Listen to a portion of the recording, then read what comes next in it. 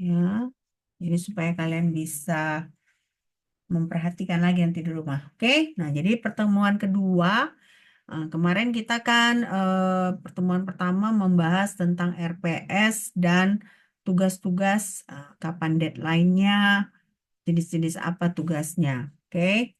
Nah, jadi sekarang kita masuk ke topik pertama yaitu teori gas dan gas ideal.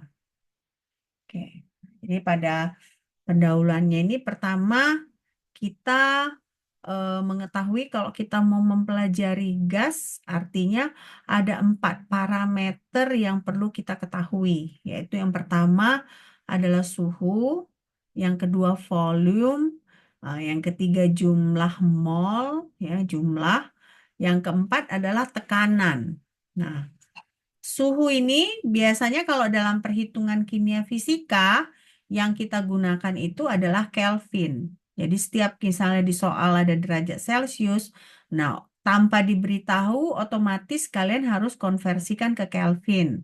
Nah, kenapa hal ini harus seperti itu? Karena biasanya konstanta yang digunakan itu adalah dalam Kelvin. Contohnya kita punya R, konstanta gas. Nah, konstanta gas itu satuannya itu ada mengandung Kelvin. Nah, jadi artinya kalau kita punya derajat Celcius, kita tidak ubah ke Kelvin, jawaban kita pasti salah karena dia sudah tidak sesuai, ya kan? Nah, lalu kalau volume, nah volume ini otomatis kita gunakan adalah liter, ya liter. Jadi kalau misalnya di soal di problem ada mililiter, ya tentunya kita harus ubah ke liter. Nah, lalu ini ada jumlah. Jumlah ini adalah mol. Nah, tentunya kalian lebih karena udah tahu mol itu bagaimana caranya ya. Caranya kalian gram dibagi massa molar ya, berat massa molar. Nah, jadi kita dapat mol. Nah, yang terakhir tekanan. Tekanan ini banyak satuannya ya. Nanti konstanta gas ideal CR itu pun ada berbagai macam nilai tergantung pada satuannya. Nah, jadi bisa dia atmosfer, atmosfer itu ATM, bisa bar, bisa tor, ya kan? Bisa milimeter merkuri, macam-macam ya. Jadi banyak satuan dari si tekanan ini. Nah, ini semua kita berbicara pada tingkat makroskopik. Nah, makroskopik itu artinya kan yang kita bisa rasakan. Nah, suhu, volume, jumlah, tekanan ini semua kan bisa kita rasakan ya. Makanya kita sebut sebagai makroskopik ya. Jadi pengukurannya itu bisa kita lihat secara kasat mata. Oke. Ini adalah makroskopik. Nah, sekarang kalau kita berbicara gas ideal ya, saya sudah singgung kemarin persamaan gas ideal apa kemarin? Persamaan gas ideal. Eh? Ada yang ingat nggak? Ayo, Energi dalam, Bu. bukan persamaan gas ideal. Coba nyalakan ini apanya, biar videonya, biar jangan saya on cam kalau bisa. Supaya saya jangan ngerasa saya mengajar di depan sendiri gitu ya. Nah, coba ingat, apa persamaan gas ideal? PV sama dengan NRT. Nah, PV sama dengan NRT. NR. Artinya di sini berarti kalau PV sama dengan NRT, ya kan? Si T, V, N, dan P ini semua parameter dalam persamaan gas ideal itu dia tidak independen. Nah, apa maksudnya tidak independen? Maksudnya adalah kalau salah satu kita variasikan, nah otomatis semua akan tervariasi. Misalnya kita punya P, P1 ATM, ya kan? Nah, nanti kan sudah ada nilai volumenya berapa, suhunya berapa, jumlah molnya berapa. Nah, tapi begitu kita naikkan dia jadi 2 ATM, otomatis semua akan berubah juga, ya. Nah, jadi makanya kita sebut di sini tidak independen. Kenapa? Karena kita tidak bisa memvariasikan parameter ini secara sembarangan. Nah, salah satu kita variasikan, otomatis parameter yang lain akan ikut berubah. Nah, juga tidak independen ini maksudnya juga kalau salah satu kita ketahui, misalnya 3 kita ketahui, nah nilai yang keempat itu akan kita ketahui juga, ya. Nah, jadi ini yang penting ketika kita belajar gas. Berarti kalau kita belajar gas itu akan ada tekanan, akan ada volume, akan ada suhu, dan akan ada jumlah mol. Oke. Jelas ya sampai di sini ya? Oke. Nah, tekanan. Apa itu tekanan? Nah, tekanan itu misalnya kalau kita ada benda, ya, lalu kita letakkan ke atas permukaan, nah artinya si benda itu akan ada tekanan ke permukaan tersebut. Nah, kontaknya itu akan ada tekanan. Nah, tekanannya itu ya bisa juga karena gaya gravitasi dan macam-macam gitu ya. Nah, jadi ada tekanan. Nah, jadi berarti akan terjadi ada keseimbangan mekanis. Nah, jadi si benda yang kita letakkan di permukaan ini akan memberi tekanan ke bawah. Nah, si permukaan ini kan akan ada juga gaya ke atas. Nah, dia bisa stabil kalau gaya dari permukaan ke benda atau gaya benda ke permukaan, nah itu sama. Itu dia ada dalam keseimbangan mekanis. Tapi kalau nggak seimbang, dia nggak sama gayanya, itulah yang bisa tiba-tiba jatuh gitu ya. Nah, kan bisa kita ngeletakin benda gitu, karena dia nggak sama, nggak letak dengan bagus gitu ya. Yang artinya tidak ada keseimbangan mekanis, itu yang bendanya bisa tiba-tiba terjatuh. Nah, inilah tekanan. Ya. Nah, tekanan ini berarti kalau seperti itu ada ketergantungan besaran tekanan terhadap luas area. Ya. Nah, ada ketergantungan tekanan terhadap gaya dan luas area. Nah, contohnya gini. Kita punya balon. Ya, bayangkan balon. Balon itu misalnya kalian beli balon, lalu kalian masukkan gas ke dalam balon tersebut, nah jadinya balonnya mengembang, ya kan? Nah, artinya gas yang di dalam balon itu akan memberikan tekanan ke dinding dari si balon, lalu di luar juga akan ada tekanan yang dari udara luar yang menuju ke dinding dari si balon bagian luar. Nah, karena kalau misalnya si balon itu kan berarti ada dinding bagian dalam, ada dinding bagian luar. Nah, jadi dia gaya dari gas yang di dalam balon akan akan mendesak keluar. Nah, sementara yang di luar juga akan mendesak ke dalam gitu ya. Nah, inilah dia si balon. Jadi makanya antara tekanan itu ya akan berbanding lurus terhadap gaya ya dan berbanding terbalik terhadap luas area ya. Oke. Nah, di sini dia nanti. Nah, makanya kan tadi saya bilang tekanan itu berbanding lurus terhadap gaya, berbanding terbalik terhadap luas permukaan. Nah, jadi P sama dengan F dibagi A. Nah, di mana F itu adalah gaya, sementara A itu luas permukaan. Gaya itu satuannya apa? Satuan gaya apa? Newton. Newton. Newton, Bu. Nah, jadi satuan tekanan dalam hal ini Newton per P. Newton per kalau luas area biasanya satuannya apa? Meter Meter persegi. pangkat 2, ya kan? Meter pangkat 2. Jadi Newton per meter pangkat 2. Nah, jadi berarti di sini kan semakin besar luas permukaannya itu, otomatis tekanannya makin kecil. ya. Tapi semakin kecil si luas area ini, luas permukaan ini, tekanannya semakin besar, ya. Nah, jadi inilah yang kita sebut sebagai gaya. Nah, ini tadi saya belum singgung.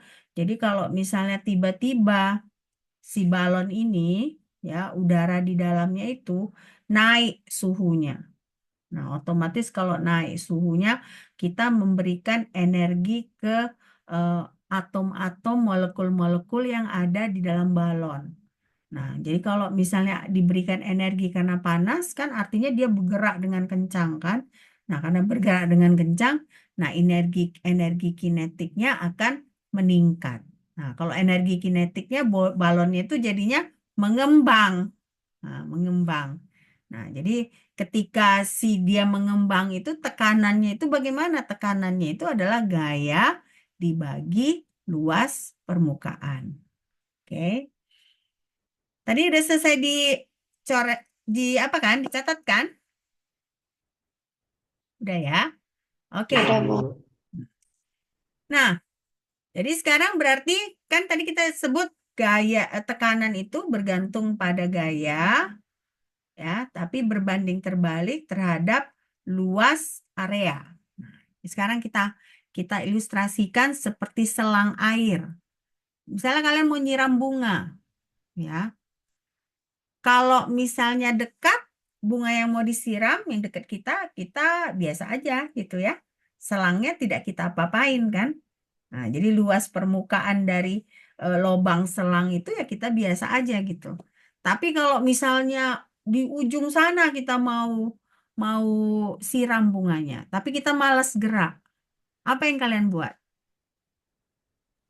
Menekan ujung Kan biar selangnya, Tekan Bu. ujungnya Agar sampai kecil lubangnya, ditutup. nah, sampai hampir tertutup ya, sehingga airnya bisa jauh memancar. Nah, itu artinya apa? Artinya berarti kan semakin kecil luas permukaan, tekanannya itu semakin besar. Nah, buktinya apa ya? Buktinya itu dalam sehari-hari ya. Kalau kita malas nyiram bunga, kita malas jalan kan? Nah, ya kita tinggal kecilkan aja si lubang-lubang selangnya sehingga airnya itu akan bisa bergerak gitu jauh, ya. Nah, inilah dia yang maksudnya bahwa tekanan itu berbanding terbalik dengan luas permukaan, ya. Nah, ini masih masih hal-hal yang simple ya. Masih hal-hal yang gampang gitu ya. Nah, lalu nah ini satuan tekanan tadi saya bilang apa? Newton per meter pangkat 2 ya, karena gaya per area, ya kan? Nah, tapi sekarang kita masuk ke satuan yang baru namanya Pascal.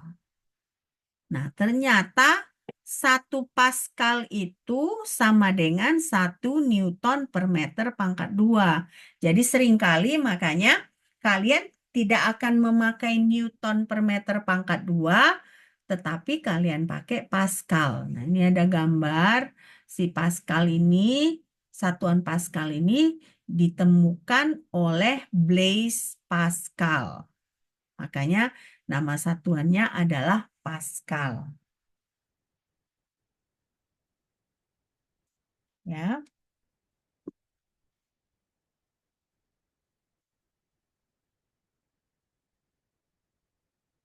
sudah?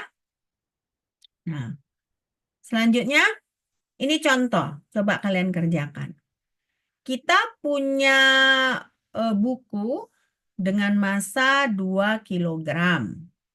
Nah, buku itu panjangnya 27 cm, lebarnya 21 cm, tebalnya 4,5 cm.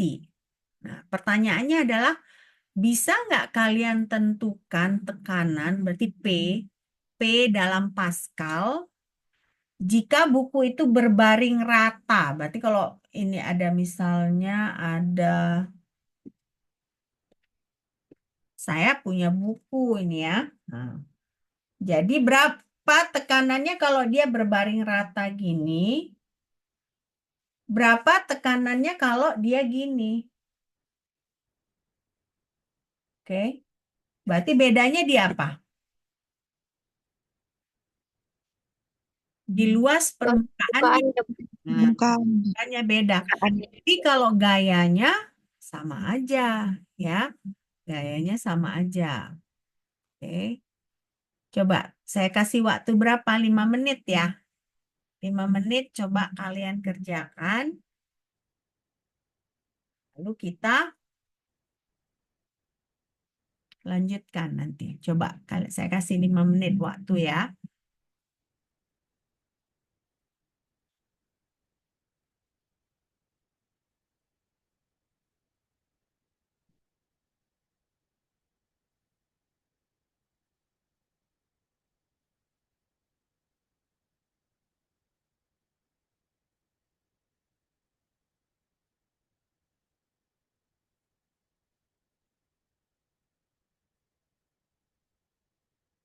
Coba.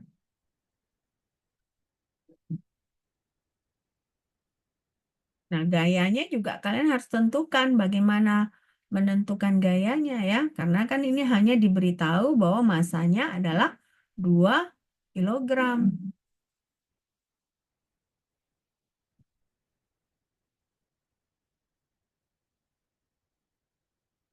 Coba kalian kerjakan.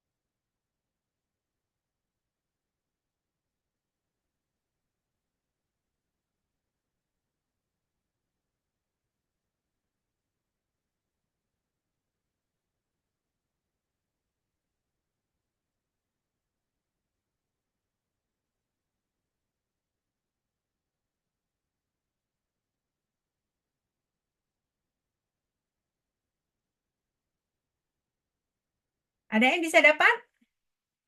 Berapa yang dia berbaring rata? Berapa Di yang sini berapa? saya dapat yang berbaring ratanya 3.462 Pascal. Mm-mm. Lalu yang berdiri di tepi rak buku Berdiri di tepi rak buku sekitar 2.718 Pascal. 2.700. Yang mana lebih besar?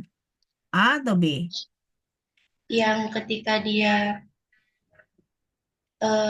berbaring rata, Bu. Itu yang lebih Yang besar tekanannya. berbaring rata itu berarti kamu panjang kali lebar kan? Luasnya Iya, kan? Bu. Kalau misalnya berdiri di tepi panjang. Lebar kali ketebalannya, Bu. Oke. Nah, jadi jawabannya itu F-nya pertama kali adalah 19,6 Newton. 6 Newton. Ya, karena apa? Karena kita pakai percepatannya itu kan gaya itu kan sama dengan M dikali A. Di mana A itu adalah percepatan. Nah, tapi yang kita pakai di sini adalah gaya gravitasi. Nah, nilai dari gaya gravitasinya itu adalah 9,8067 meter per second pangkat 2. Nah, jadi kalau kita kalikan, ini kan tadi kita sebut dia 2 kilogram, ya kan? Berarti 2 dikali 9,8067 meter per second pangkat 2, jadinya 19,6 kilogram meter per second pangkat 2. Nah, ini satuan yang ini pada dasarnya adalah Newton. Ya. Nah, nanti kalau udah kita tahu gaya, berarti tinggal kita bagikan ya. Nah, kalau tergeletak rata itu dia luas areanya adalah 0,0567 meter pangkat 2.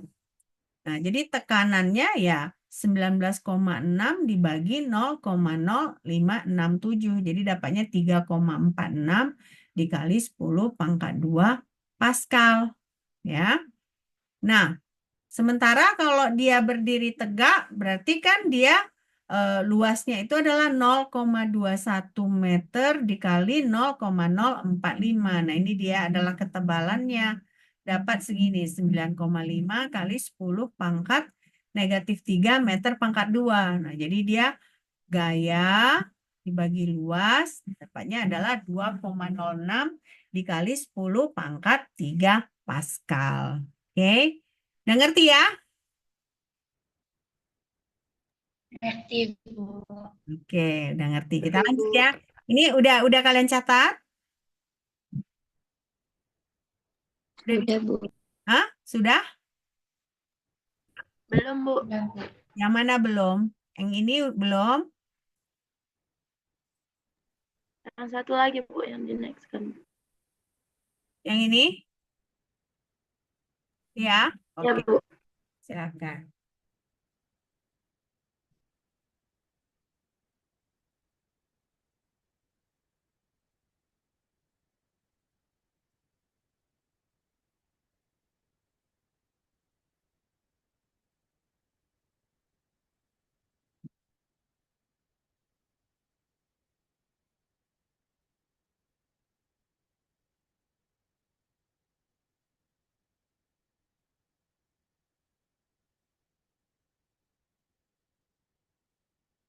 Oke, selesai?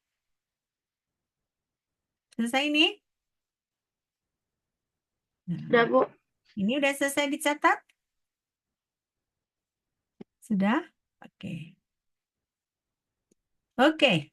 Nah, sekarang kita masuk ke tekanan barometrik ya. Nah, jadi kalau tekanan itu kan tadi kita mulai dari bahwa penentuannya adalah gaya dibagi luas permukaan. Nah, lalu ada juga yang kita sebut sebagai tekanan barometrik. Nah, tekanan barometrik itu apa? Jadi kalau misalnya kita punya tekanan, ya kan? Nah, tekanan itu biasanya karena gaya gravitasi. Nah, sama tadi kan seperti buku tadi kan untuk menentukan gayanya itu kan kita kalikan dengan konstanta gravitasi. Nah, jadi berarti di sini eh, kalau kita misalnya berbicara bumi, kalau gravitasi kan berbicara bumi kan, eh, bumi ini kan ada atmosfernya, ya kan? Semakin ke atas, ya kan, semakin jauh dia dari permukaan bumi, itu gasnya itu kan semakin loose dia, semakin tidak padat. Makanya kan kalau kita misalnya aja yang kalau kalian lihat video-video yang ada di bulan gitu kan, mereka kan susah minjak ke permukaan bulan. Nah, kenapa kan itu terjadi? Karena kan gas-gasnya itu semakin jauh dari permukaan bumi, dia semakin tidak padat gitu ya. Nah, makanya di sini 99% massa dari atmosfer itu jaraknya itu biasanya 30 kilometer dari permukaan bumi. Nah, jadi berarti dari permukaan bumi sampai 30 meter ke atas itulah yang kita sebut sebagai 99% dari massa atmosfer. Yang berarti 1%-nya itu ya di atas 30 kilometer. Nah, Jadi kan kalian tahu kan kalau misalnya atmosfer ini kan melindungi bumi kan, melindungi bumi dari macam-macam kan.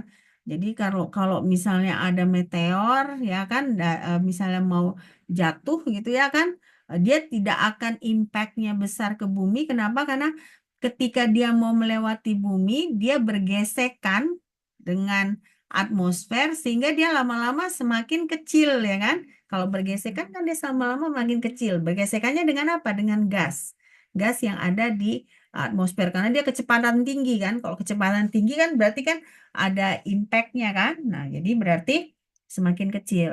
Nah, itulah dia. Kenapa? Karena 99% massa atmosfer ini berada di 30 kilometer dari permukaan bumi. Oke.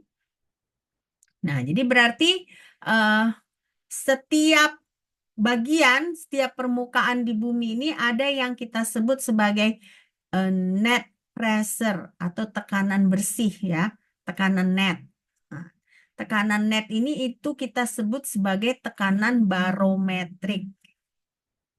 Tekanan barometrik. Makanya kita sebut kalau pengukur tekanan apa? Barometer. Ya, barometer. Kenapa? Karena kita sebut di sini sebagai tekanan barometrik. Ya, tekanan barometrik. Oke. Nah, jadi bagaimana kita mengukur tekanan barometrik ini? Tekanan barometrik ini kita buat seperti ini misalnya. Kita buat kita bayangkan gitu ya. Kita bayangkan ada kolom ya, kolom. Dia itu panjangnya 1 meter pangkat 2. Nah, 1 meter pangkat, maksud bukan panjangnya, lebarnya, diameternya. Nah, si kolom ini berarti kita ukur dari permukaan laut sampai ke atas atmosfer. Ya, kalian bayangkan seperti itu kan. Nah, jadi kolom, dia 1 meter pangkat 2 diameternya. Nah, panjangnya itu dari permukaan laut sampai ke atas atmosfer. Nah, massa di dalam kolom itu sebesar 10.000 kilogram. Nah, kalau ada kondisi seperti ini, artinya tekanannya adalah 101 kPa. 101 kPa itu sama dengan 1 atmosfer. Jadi berarti definisi 1 atmosfer itu adalah kalau kita punya kolom dengan lebar 1 meter pangkat 2, diukur dari permukaan laut sampai ke atas atmosfer, di mana massa gas di dalam kolom itu adalah 10.000 kilogram, nah itu dia adalah 101 kPa. Jadi makanya tadi kan saya bilang ke kalian kan, satuan dari tekanan itu ada bermacam-macam. Kalau misalnya volume hanya liter aja, ya. Kalau suhu juga dia pun memang ada Celsius, ada Fahrenheit, ada Kelvin. Nah, tapi kalau tekanan ini ada macam-macam. Ada tadi apa? Pascal, ada Newton per meter pangkat 2. Lalu ada atmosfer, ATM yang kalian selalu dengar ATM itu kan. Nah, lalu ada Thor, ya, Torricelli. Thor itu dari Torricelli, ya. Jadi inilah definisi dari 1 ATM atau 101 kilopascal. Nah, ini dia skematiknya.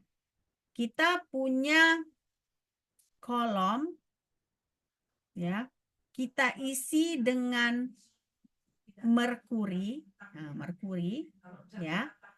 Lalu kita balikkan, ya kan. Tapi hati-hati kita balikkan, ini pengukurnya ini harus pas di permukaan ini, ya, permukaan si merkuri ini kan. Nah, lalu kalian bisa lihat di sini kan berarti kan ini memberikan tekanan ke sini kan. Nah, ini juga ada tekanannya ke sini ke dalam. Nah, akibat ada tekanan dari atas, ada tekanan dari bawah, Airnya ada di sini kosong, vakum. Ini vakum inilah yang menandakan berapa tekanan dari udara. Ini kan air pressure katanya. Air itu adalah udara, pressure adalah tekanan. Nah, jadi artinya berapa tekanannya? Tekanannya itu adalah jarak dari ini paling atas, si merkuri paling atas, sampai batas di si merkuri di permukaan ini. Nah, kalau diukur itu adalah 760 mm.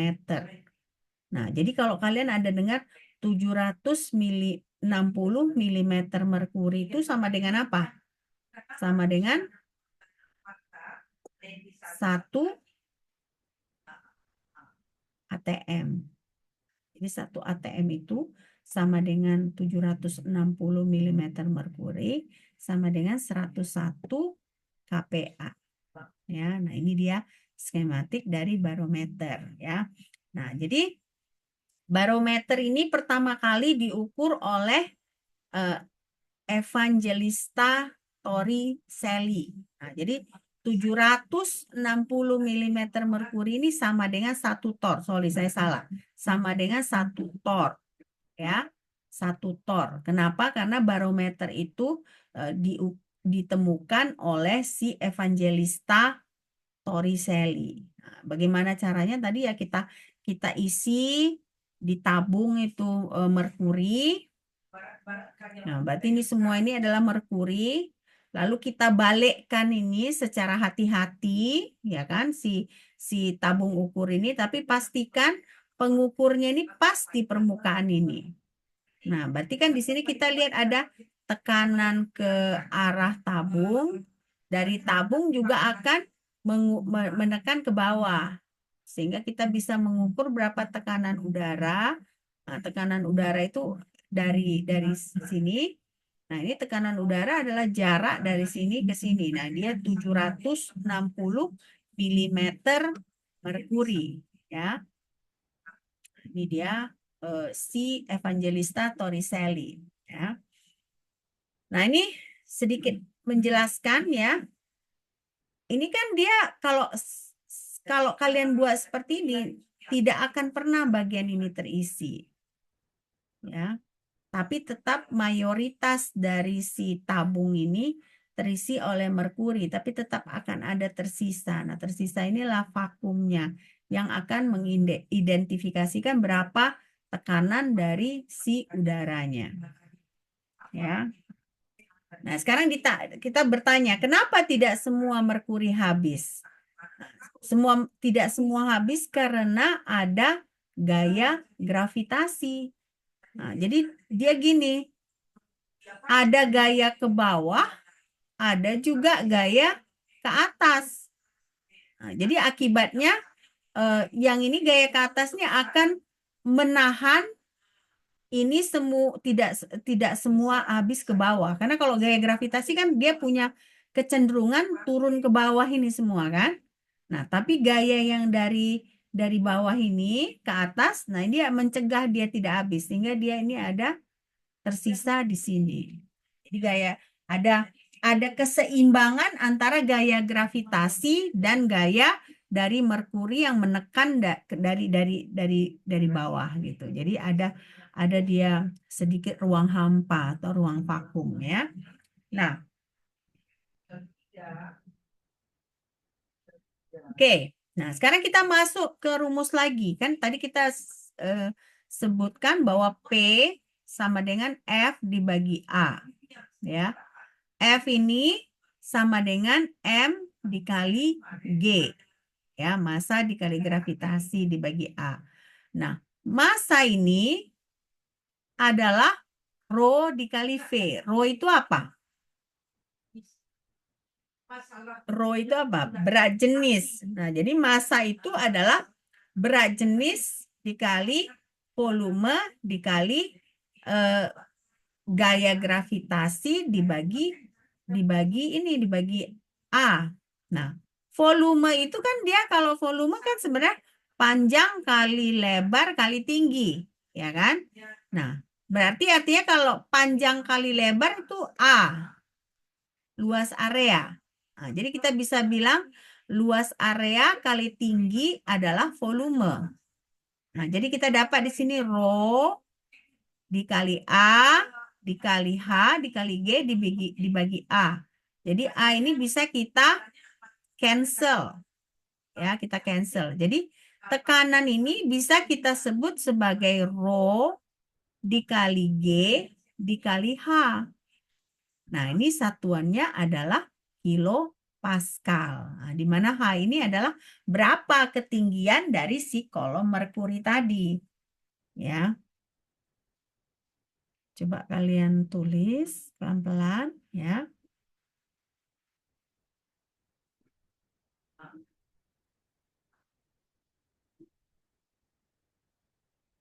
Saya minta maaf, di belakang rumah saya ini ada sekolah. Jadi ada agak sedikit ribut ya. Saya minta maaf. Coba dicatat biar kita lanjutkan ke topik berikutnya.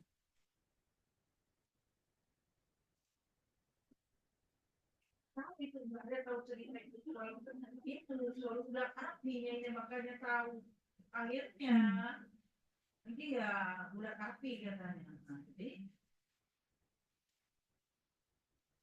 pendeknya baru 2 hari kami telepon itu aku baru tahu Bibi nggak tahu itu. Jadi ya sudah diberhentikannya lah itu jadinya si mandor. Ya memang istrinya sudah berhentikan, pikir istrinya ini dia bisa kerja seperti Suryani. Kan kita pun nunggu mandor makanya. Oke. Ya, kita lanjut. Nah, sekarang berarti tadi ada satuan milimeter merkuri. Nah, jadi 700 milimeter merkuri itu sama dengan 760 tor ya. Nah, 700 milimeter merkuri sama dengan 760 tor. Ya, jadi 1 ATM sama dengan 760 mm merkuri sama dengan 760 tor sama dengan 101,325 kilo Pascal. Nah, itulah yang kita sebut sebagai tekanan barometrik. Jadi tekanan barometrik itu adalah ketika tekanan mencapai 1 ATM atau 760 tor.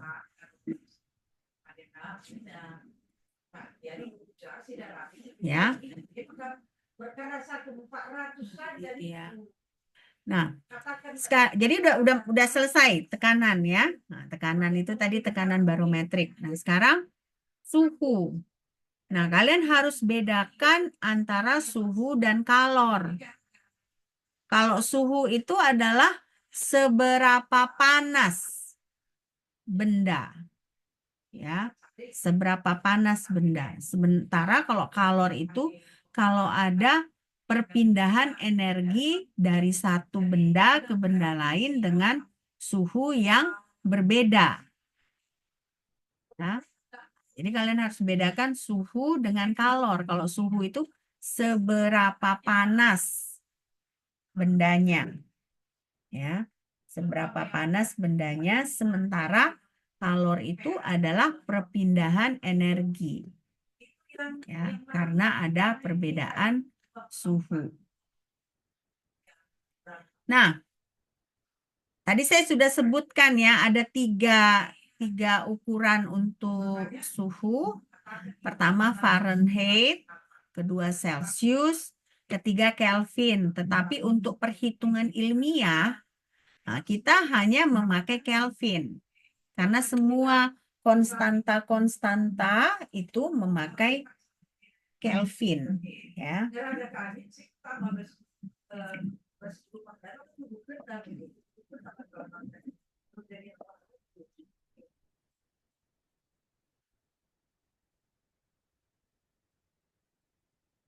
Nah, jadi kalau tadi ada suhu, ada kalor, ada termometer. Nah, termometer ini alat untuk mengukur suhu. Nah, bagaimana prinsipnya? Prinsipnya itu menggunakan larutan yang bisa mengembang mengempis kalau ada perbedaan suhu. Contohnya apa? Contohnya merkuri atau alkohol. Nah, tapi zaman sekarang kita memakai alkohol umumnya. Kenapa? Karena merkuri ini berbahaya, ya kan? Kalau kalian ada merkuri ini kan dia logam kan sebenarnya kan? Kalau kalian ingat di pelajaran kualitatif dan kuantitatif yang semester lalu kan baru kita pelajari kan, itu merkuri ini sebenarnya logam, tetapi dia logam yang unik. Kenapa unik? Karena dia tidak berbentuk padatan, tetapi dia berbentuk liquid. Nah, ada kalian yang pernah memecahkan termometer merkuri di lab? Ada nggak? Tidak, Bu. Nggak pernah. Tidak, Bu. Bagus kalian semua di lab ya. Nah, kalau Sudah. misalnya kalian punya termometer merkuri, terus nggak sengaja pecah, itu biasanya nanti kayak ada cairan yang berwarna kilat, ya. Nah, dia tuh menggelinding-gelinding, lucu dia. Jadi kayak menggelinding gitu. Eh, jangan sembarangan kalian. Oh ya, biar aku kan mahasiswa yang baik, lap-lap pakai lap. Nggak boleh gitu ya. Jadi kalau in case kalian memecahkan termometer yang ada merkuri, jangan kalian lap terus tangan kalian tangan biasa gini. Oh, udahlah keracunan lah kalian langsung. Merkuri itu kan karsinogenik kan ya. Nah, jadi kalau kalian ingat itu ada tragedi Minamata di Jepang ya. Itu tahun berapa ya? Mungkin tahun 80-an. Nah, zaman itu kan industri Jepang itu booming ya. Nah, karena booming itu mereka membuang merkuri di laut. Nah, akibatnya ikan-ikan itu memakan merkuri. Lalu ikan dimakan manusia. Akibatnya banyak manusia yang sakit. Orang-orang Jepang waktu itu banyak yang sakit. Ya, matanya gimana gitu ya, kanker apa segala. Nah, itulah namanya tragedi Minamata. Nah, jadi kalian pun kalau misalnya kan kita nggak tahu bisa aja entah terjadi sesuatu kalian memecahkan termometer. Nah, ternyata termometer kalian eh, termometer merkuri. Nah, hal yang kalian lakukan ambil spons ya. Nah, lalu kalian letakkan spons itu di atas si merkuri tersebut. Nah, biarkan spons itu yang menyerap. Nah, lalu kalian ambil si spons itu masukkan dalam plastik lalu buang di tempat tertentu gitu ya, di kontainer tertentu. Jadi jangan sembarangan. Nah, jadi di sini si alkohol dan merkuri ini karena perubahan suhu, nah dia bisa memanjang dan menyempit gitu. Maksud bisa bergerak dia. Jadi makanya kalau suhu tinggi, nah dia bergerak permukaannya ke atas. Begitu makin dingin dia mengkerut. Itulah prinsip dari si termometer ini. Ya, prinsip termometer. Nah, ini dia kita bisa lihat perbedaannya. Ya. Ini Fahrenheit itu freezing point untuk air itu adalah 32. Sementara untuk Celsius adalah 0 derajat Celsius. Kalau untuk Kelvin, freezing point dari air itu adalah 273,15 Kelvin. Ya. Jadi kalian bisa lihat perbedaannya. Nah, kalau untuk boiling point-nya, untuk titik didihnya, si Celsius ini dia 100 derajat Celcius.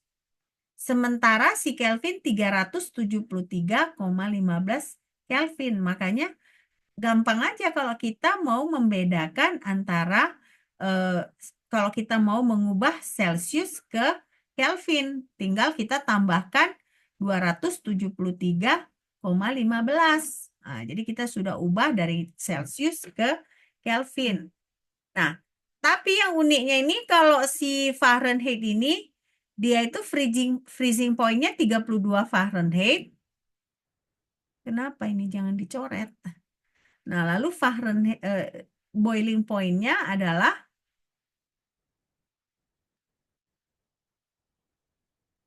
jangan dicoret ya. Terlalu bersemangat kalian ya. Oke. Nah, jadi dia bedanya dia 212 yang artinya ada perbedaan 180 Fahrenheit degree antara si freezing point dengan boiling point. Sementara untuk Celsius dengan Kelvin sama-sama ada perbedaan 100 derajat 100 ya. 100. Jadi si Fahrenheit yang berubah, berbeda sendiri. Jadi artinya apa?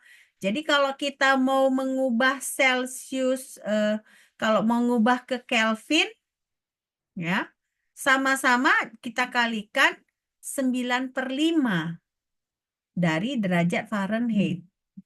Jadi Celsius itu kalikan 9/5 ke Fahrenheit, nah, Kelvin juga begitu. Ya.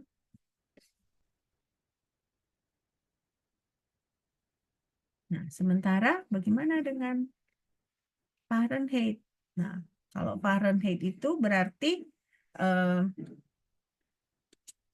caranya bagaimana? Jadi kita buat di sini ya, ada rumusnya. Nah, kalau kita punya derajat Fahrenheit, yang pertama kita lakukan adalah kita kurangkan 32, lalu kita kalikan 5/9. Kenapa kita kurangkan 32? Karena kalian lihat di sini antara titik bekunya itu ada perbedaan 32 derajat. Jadi kalau kita mau ngubah Fahrenheit ke Celsius, berarti yang pertama itu kita kurangkan Fahrenheit dengan 32, lalu kita kalikan berapa? Kita kalikan dengan 5/9. Nah, sebaliknya kalau kita mau ngubah derajat Celsius ke Fahrenheit, kita tinggal pertama kita tambah 32, lalu kita kalikan dengan 9/5. Ya. Jadi ini yang kita perhatikan untuk konversi antara derajat Celsius ke Fahrenheit ataupun dari Fahrenheit ke derajat Celsius. Ya. Selesai kalian catat nih? Selesai? Belum, Bu. Izin Bu, boleh ke slide sebelumnya nggak Bu? Bisa. Yang mana? Yang ini? Atau Iya Bu, benar Bu. benar? Yang ini enggak kan? Ini udah ya? Oke, yang ini. Oke, silakan. Nanti siap zoom ini difotoin enggak? Enggak, Bu.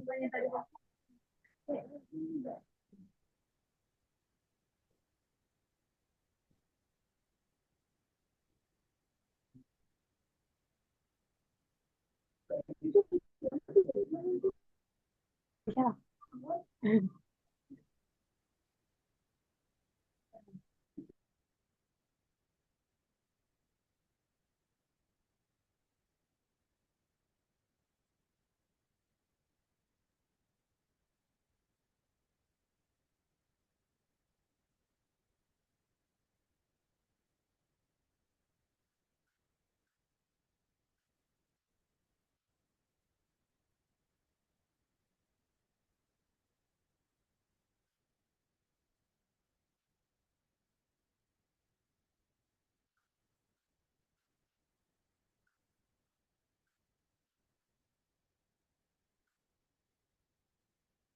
Sudah? Sudah Bu. Sudah. Yang ini? Yang ini belum? Belum, Bu. Oke, silakan.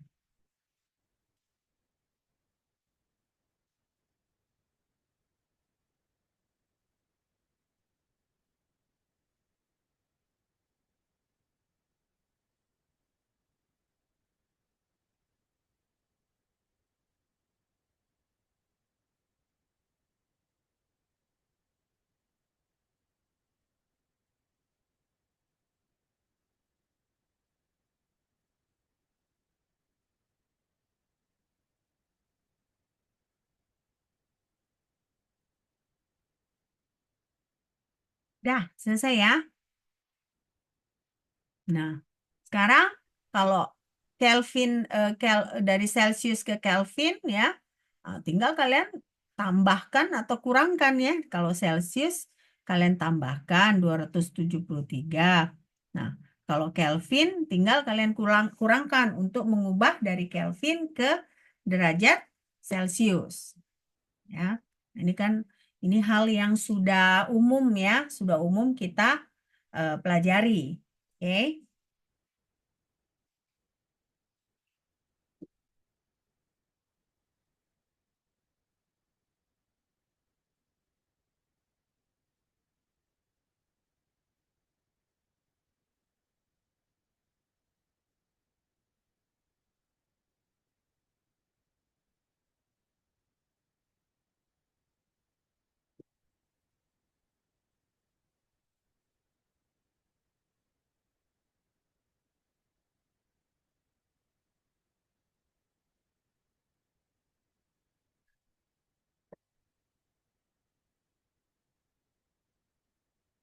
Oke. Nah, lalu sekarang kita masuk untuk persamaan gas sempurna. Nah, persamaan gas sempurna ini kita bisa buat sebagai persamaan keadaan. Persamaan keadaan ini misalnya kita buat volume. Nah, volume sama dengan fungsi dari P, T, dan N. Nah, di mana P adalah tekanan, T adalah suhu, N adalah jumlah mol. Artinya apa? Artinya berarti volume ini bergantung kepada tekanan, suhu, dan jumlah mol. Ya, kenapa? Karena kita bisa tuliskan di sini volume adalah fungsi dari PTN. P tekanan, T suhu, N adalah jumlah mol. Nah, si persamaan keadaan ini, nah ini bisa kita kaitkan menjadi hukum gas sempurna. Hukum gas sempurna.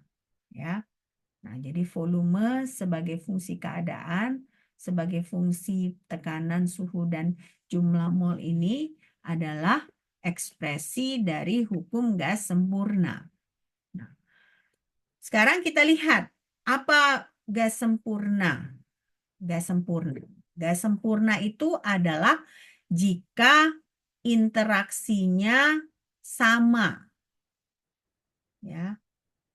Jadi maksudnya gini, pada gas sempurna itu tidak ada interaksi, pada gas ideal itu interaksinya ada dan identik.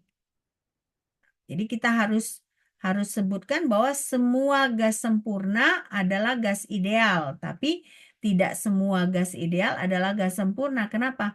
Gas sempurna itu dia tidak ada interaksi. Semuanya nggak ada interaksi. Sementara kalau gas ideal interaksinya identik, sama.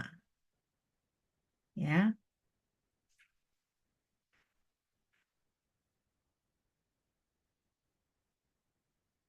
Oke. Nah, jadi kita mulai ya. Kita mulai menurunkan hukum gas sempurna yang tadi. Kita kan tadi tahu dia ada persamaan keadaan, volume dengan variabel tekanan, suhu, dan jumlah mol. Jadi kita mulai bagaimana penurunannya. Kita mulai dengan hukum Boyle. Hukum Boyle itu apa menyatakan? Hukum Boyle bilang gini, volume berbanding terbalik dengan tekanan jika jumlah mol dan suhu konstan. Jadi dapatlah V berbanding lurus dengan 1/P. Nah, itu hukum yang pertama. Hukum yang kedua namanya hukum Charles. Nah, hukum Charles ini sebutnya apa? Nah, ini menyebutkan kalau volume berbanding lurus dengan suhu jika jumlah mol dan tekanan konstan. Nah, dapat lagi kan? Artinya berarti kan volume. Tadi kan volume sebagai fungsi tekanan, suhu, dan jumlah mol. Nah, di hukum Boyle itu menunjukkan bagaimana relasi si volume dengan tekanan. Hukum Charles itu menunjukkan bagaimana relasi antara volume dan suhu. Nah, lalu ada prinsip Avogadro. Prinsip Avogadro bagaimana? Menunjukkan bagaimana relasi volume dengan jumlah mol. Nah, ini menyatakan, Avogadro menyatakan kalau volume berbanding lurus dengan jumlah mol. Nah, jika apa? Jika suhu dan tekanan konstan. Jika suhu dan tekanan konstan.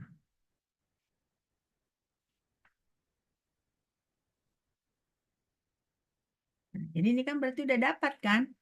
P. Jadi TN P. Jadi V sama dengan TN dikali T dibagi P. Nah, V berbanding lurus. Nah, ini belum sama dengan, saya salah. Belum sama dengan.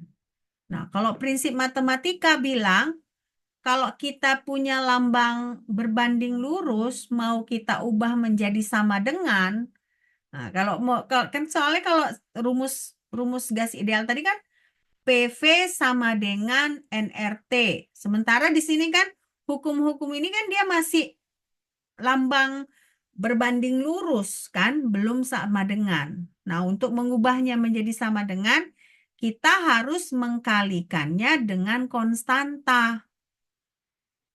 Ya, mengkalikannya dengan konstanta. Nah, jadi kan ini kan kita punya V sama berbanding lurus dengan NT dibagi P.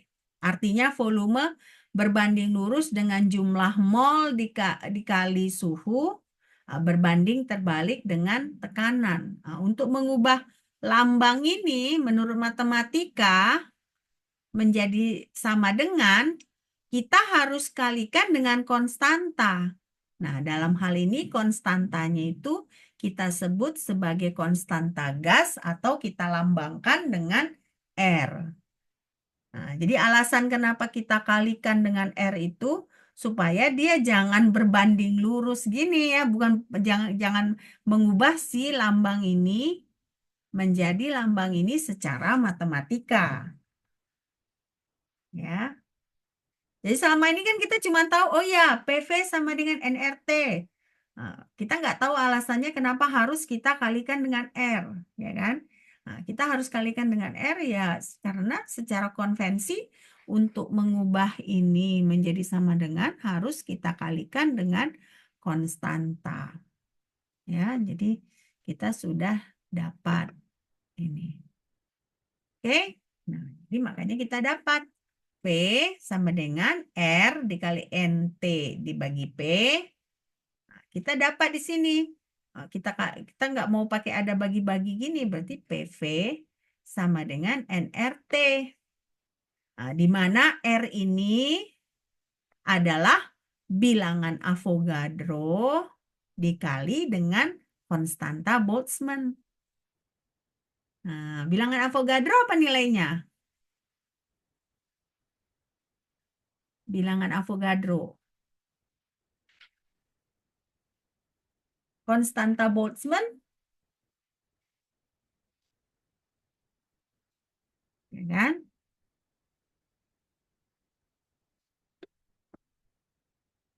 Jadi konstanta Boltzmann dengan bilangan Avogadro. Nanti kalian cari sendiri, ya kan? Oke. Selesai nih? Selesai dicatat? Sebentar, Bu. Belum? Oke.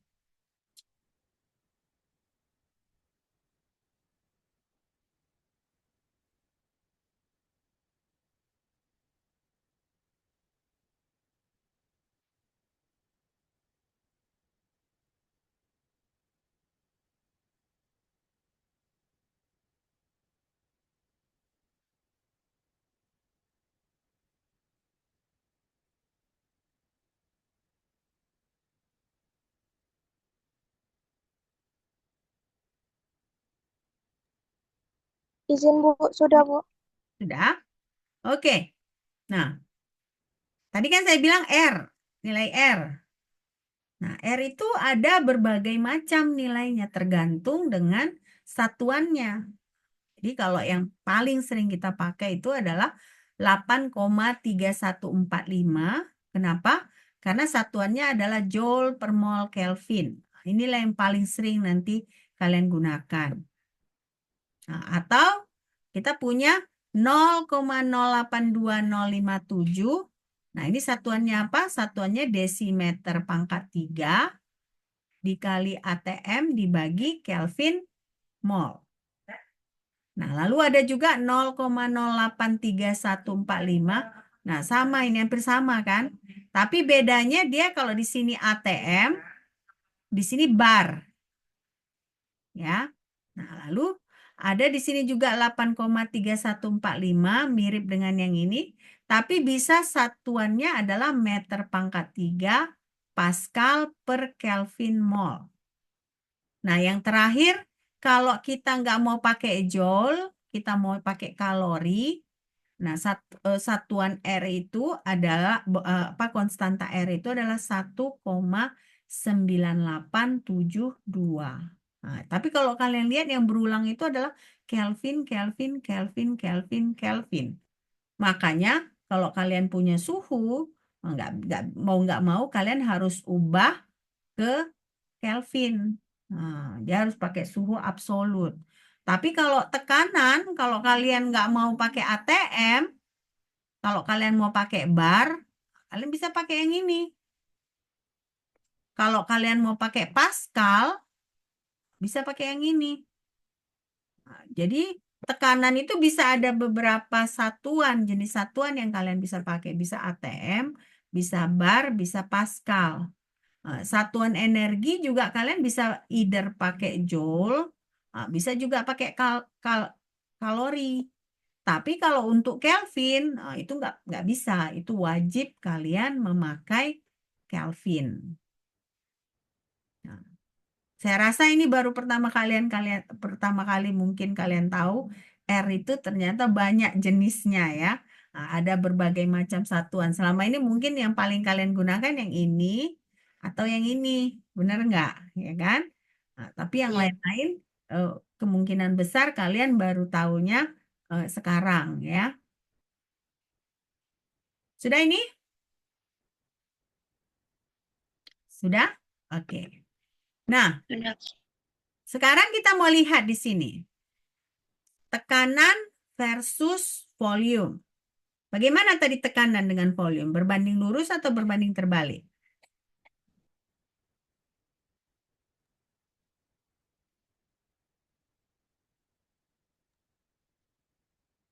Hukum apa tadi yang pertama? Hukum Boyle. Hukum Boyle itu apa tadi? Volume Berbanding lurus. Lurus dengan Banding seperti terbalik, Bu. Hah? Hukum Boyle berbanding hukum Boyle, volume Lurus. berbanding Volume lurus dengan akan berbanding- seperti. berbanding terbalik dengan P ya. Berbanding lurus dengan seper P artinya dia volume berbanding terbalik dengan tekanan ya. Nah, kita lihat di sini. Ini ilustrasi ya. Ini dia V. Ini V per 2. Ini V per 3. Artinya V-nya makin kecil ya. Benar nggak? Nah, V-nya makin kecil kan? Nah, bagaimana dengan tekanan? Ini ketika V tekanannya adalah 760 mm merkuri. Ketika V dibagi 2, tekanannya adalah 1520 mm merkuri. Dikali 2 dia jadinya tekanannya ya. Nah, ketika V-nya dibagi 3, tekanannya berapa? Tekanannya adalah 2280 mm merkuri. Nah, jadi dari ilustrasi ini kalian sudah terbayang bahwa volume dan tekanan itu berbanding terbalik. Atau seperti yang kalian bilang tadi, volume berbanding lurus dengan seper P. Ya. Nah, ini dia tekanan versus volume. Nah, ini ilustrasi ya. Nah, jadi semakin kecil V-nya, ya kan? Semakin besar tekanannya, P-nya. Nah, oke. Nah, jadi di sini berarti tekanan dengan volume berbanding terbalik, ya. PV sama dengan konstan. Ya, PV sama dengan konstan. Jadi kalau P dikalikan V itu, ya dia konstan. Jadi kalau kita buat grafiknya, nanti bisa dia kok konstanta gitu. Jadi berarti volume itu adalah sama dengan konstan dibagi P, atau sama dengan konstan dikali seper P. Jadi si P dengan volume berbanding terbalik. Nah, ini nggak usah kalian tulis ya, karena tadi udah kalian tulis. Oke. Nah, ini kita lihat. Kita punya ini tekanan dalam merkuri, in merkuri. Nah, ini volume, dia pangkat 3, ya kan? Baru kita kalikan PV. Nah, berarti kita lihat di sini. Ini volume, ini tekanan. Nah, dia berarti kayak gini, dia makin turun, ya kan? Karena volume berbanding terbalik dengan tekanan. Tapi kalau misalnya kita buat volume terhadap seper P, nah dia naik ini. Karena PV sama dengan konstanta. Nah, jadi kalian bisa bedakan ya. Di sini sumbu Y-nya adalah volume. Sumbu X-nya adalah P. Jadi berarti grafiknya lama-lama makin turun. Semakin besar P-nya, volumenya makin kecil. Ya. Nah, inilah dia gambarnya. Tapi kita ubah ininya, sumbunya. Di sini tetap volume, tetapi di sini adalah seper P. Nah, yang ada itu dia semakin besar ininya, tekanannya, ya kan? Semakin besar seper P-nya yang semakin besar, si volumenya juga semakin besar. Kenapa? Karena P dikali V tadi sama dengan konstanta. Ya. Nah, ini juga kalian perhatikan. Apa yang kalian lihat di sini? Sumbu X-nya apa untuk yang ini? Volume. Suhu ya. Nah, sumbu X-nya adalah suhu, dua-dua suhu. Nah, sumbu Y-nya adalah volume. Sementara tadi kita lihat apa? Volume, kalau hukum Charles bilang apa? Volume Berbanding dengan lurus dengan suhu. berbanding lurus dengan suhu. Nah, kalian lihat di sini. Semakin besar suhu, semakin besar volume. Nah, apa bedanya dengan yang ini? Bedanya kan apanya? Tekanannya, ya. Kalau misalnya kita punya sama jenis molekulnya, senyawanya, tapi tekanannya berbeda. Nah, dia memang tetap aja dia semakin besar volume, semakin besar suhu. Tapi gradiennya itu kalau misalnya tekanannya dia semakin besar, gradiennya semakin kecil. Nah, benar nggak? Ya kan ini kan dia kalau tekanannya 0,75 dia curam dia kan. Nah, tapi semakin besar tekanannya di sini 2 atm, nah, dia semakin landai. Nah, jadi berpengaruh juga. Berarti ini kan sepanjang yang hijau, tekanannya adalah 2 atm. Nah, sepanjang yang purple ini, tekanannya adalah 1 atm. Nah, sepanjang si merah, tekanannya adalah 0,75 atm. Nah, jadi kalau semakin besar tekanannya ini, berarti dia semakin landai di sini. Ya. Nah, bagaimana juga dengan yang ini, yang sebelah sini, yang B? Sama, ini volume, ini suhu. Nah, tapi apa yang berbeda? Yang berbeda itu adalah jenis dari si senyawanya. Jadi karena jenisnya berbeda, berarti kan molnya berbeda. Nah, di sini dia paling kecil itu adalah hidrogen. Nah, artinya semakin kecil jumlah molnya, semakin landai dia. Semakin besar jumlah molnya, ini kan yang paling besar kan? Nah, 0,010. Dia semakin curam. Tapi tetap ya, semakin tinggi suhu, semakin tinggi volume. Hanya dia kecuramannya berbeda kalau dia berbeda jumlah molnya. Nah, demikian juga ini tetap semakin tinggi volume, semakin tinggi suhu, tetapi kecuramannya bergantung kepada nilai tekanannya. Ya. Oke? Ngerti ya? Sudah ya sampai sini? Ada pertanyaan sampai di sini? Enggak? Iya. Oke, kita lanjut Iya. ya. Nah, ini sama, oh ini udah tadi ya. Oke. Nah, sebelum kita akhiri, saya mau minta kalian mengerjakan satu soal. Ya, satu soal.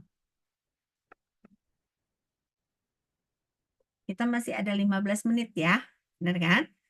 Jadi saya minta kalian mengerjakan satu soal.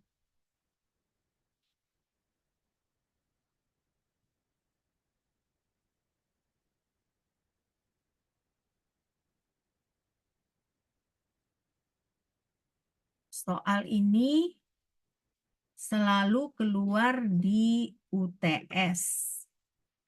Jadi coba kalian kerjakan. Jadi soalnya di sini suhunya 0 derajat Celcius. Tekanannya 101,325 kilopascal. Nah, dia dalam kontainer itu ada beberapa jenis gas. Nah, jenisnya apa aja? Ada nitrogen sebanyak 74,7%, ada oksigen sebanyak 22,9%, ada argon 1,3%, nah, lalu ada H2O 1% dan ada CO2 0,1%. Pertanyaannya sekarang, ini kita anggap sebagai gas ideal, bersifat ideal. Ditentukan massa jenis dari udara. Saya kasih waktu 5 menit ya.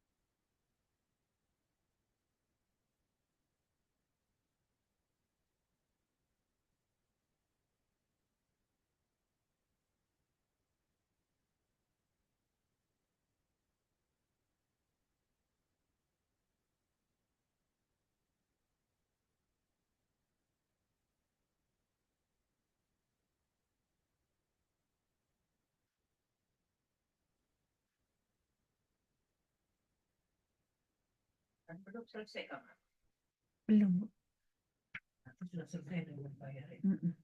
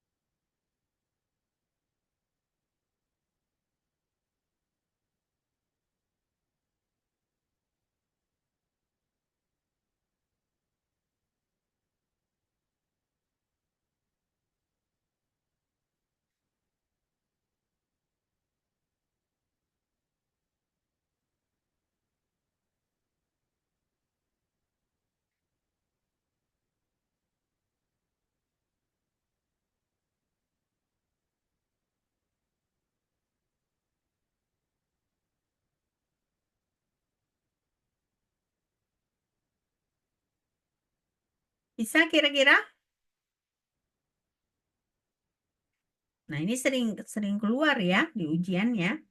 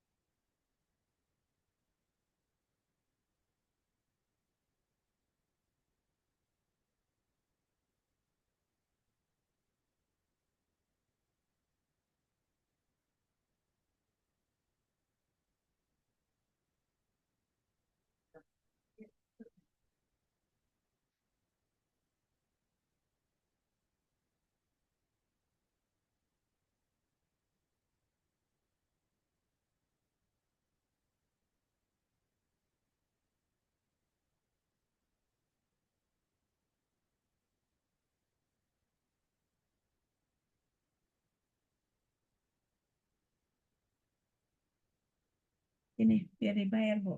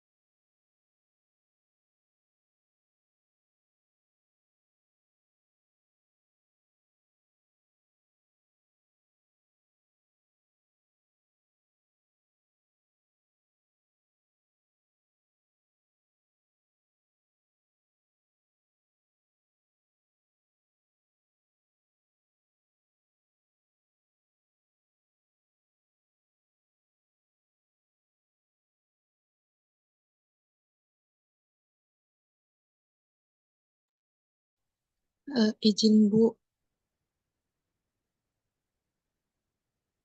Iya, Eh, kenapa? Udah dapat? eh, saya dapatnya 1,25 kilogram per meter kubik, Bu. Nah, gini caranya ya.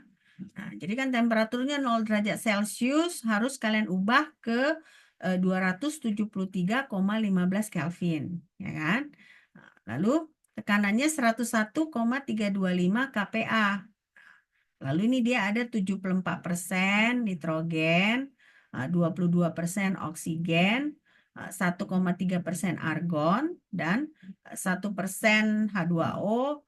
Lalu CO2 itu ada 0,1%. Ya. Nah, kita pakai rumus Rho sama dengan M dibagi V. Nah, P berarti sama dengan N dikali RT dibagi V. Sementara kan ini eh, M besarnya ini kan kita jumlahkan. Karena kita kan ada beberapa jenis kan. Ada nitrogen, ada oksigen, ada argon, ada H2O, ada CO2. Ya kan? Nah, artinya, ya kan, yang kita buat itu adalah P sama dengan N1 RT dibagi V. Nah, sama dengan M1 RT dibagi V dibagi M besar. Nah, ini kan massa. Ini massa molar. Nah, sementara kan ini M1 dibagi V ini adalah rho. Nah, M dibagi V adalah rho. Jadi ini sama dengan rho dikali RT dibagi M. Jadi artinya rho itu adalah RT dibagi M. Jadi rho ini adalah sama dengan P dikali M dibagi RT. Nah, jadi P dibagi RT jumlah dari mol dikali massa molar dibagi mol atau P dibagi RT jumlah dari fraksi mol dikali massa molar. Jadi fraksi mol dikali massa molar. Persennya itu kan bisa kita anggap sebagai si fraksi molar. Oke. Nah, jadi berarti kalau kita hitung ya, ini kan P dibagi RT, kita hitung ini kan kita masukkan persennya dikali massa molarnya, persen massa molar, kita dapat 1,293 kg per meter pangkat 3. Tadi Carensia yang dapat ya. Carensia atau siapa tadi yang dapat? Saya Bu Elizabeth. Elizabeth. Oke. Nah, kalian mau catat dari mana yang belum dapat? Dari sini, dari sini. Ya, Bu. Oke, silakan. Eh, Ada pertanyaan?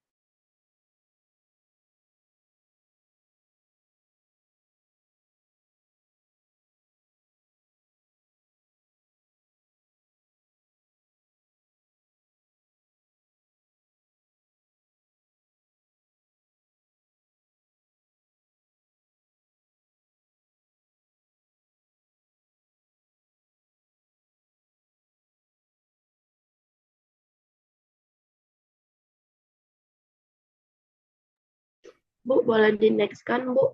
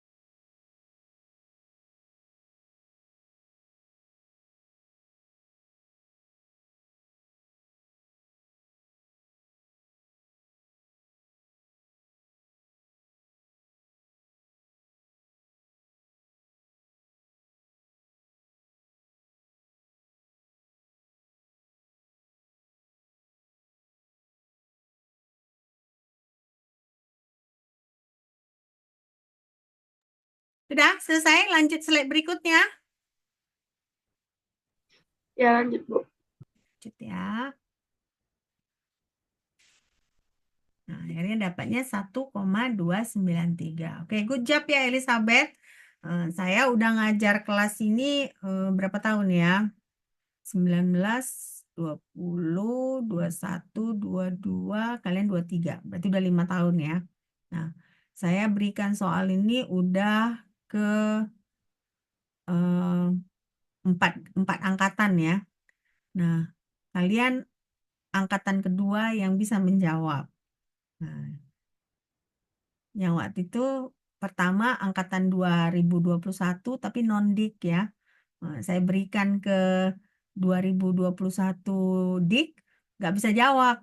Nah, tadi saya senang kalian bisa jawab ya.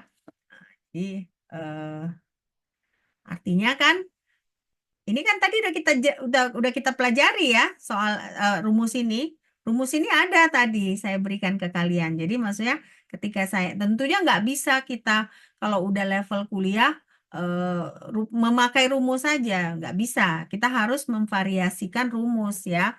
Nah, inilah dia contohnya. Saya sudah berikan rumus, ya kan? Nah, kalian variasikan sesuai dengan kebutuhan. Oke? Oke. Kalau begitu, selesai minggu ini kita gas dan termo, ya kan? Karena kita Senin Selasa, minggu depan kita lanjutkan dengan pelajaran yang baru. Selesai nih dicatat atau belum? Udah selesai Belum, dicatat? Bu. Hah? Belum, Bu. Belum, Bu. Oke, silakan dicatat dulu.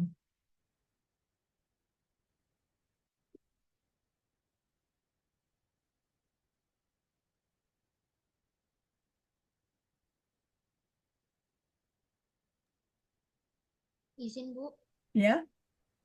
selagi teman-teman coba menyatat, apa Kak Ira boleh ini Bu, mau tanya, Mau tanya apa Kak Ira?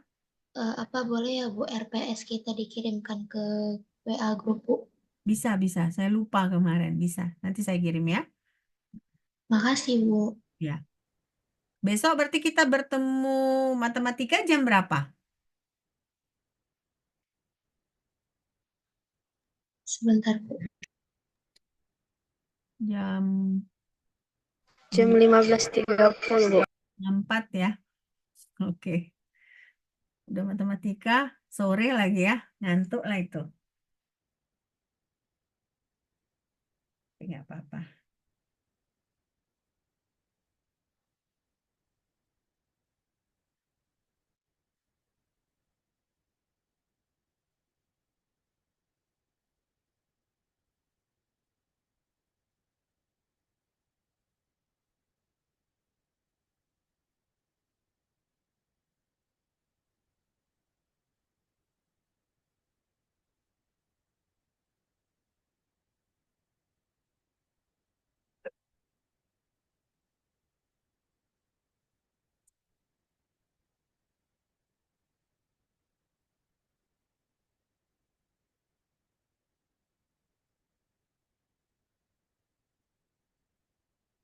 Langsung saya kirim hari ini ya, Kaira.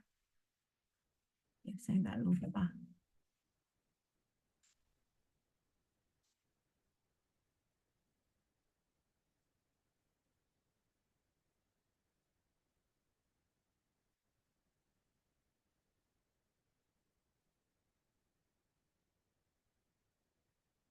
Oke, sampai jumpa Senin depan ya.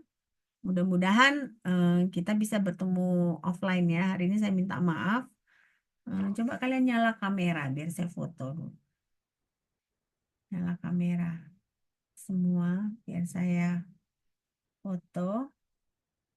Ya kan? Udah semua ini? Oke, satu ini yang pertama ya. Senyum. Satu lagi. Oke. Oke, sampai jumpa minggu depan ya. Tetap semangat. Oke. Oh enggak minggu depan ya. Besok. Sampai jumpa besok. Oke, bye.